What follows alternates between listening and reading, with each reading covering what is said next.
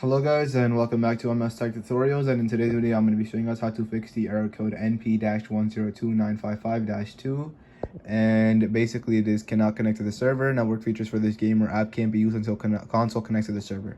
So this error code basically happens when your PlayStation is just not connected to the internet, or it's not signed into the PlayStation network. So the first thing you guys are going to do is go to settings, go to network, go to connection status, and just make sure everything is good right here. It says connected, signed in, and go ahead and click on test internet connection. And if everything is working fine, go back to the game that was having this issue and go back, just try to log back in, and you should be good to go. However, if this does not work, if the PlayStation network isn't signed in, for example, what you're going to do is you're basically going to go restart your Wi-Fi router. And in order to do that, it's pretty simple. Just go to your router, unplug any of the wires out of the back of the router, and basically just wait 1 or 2 minutes.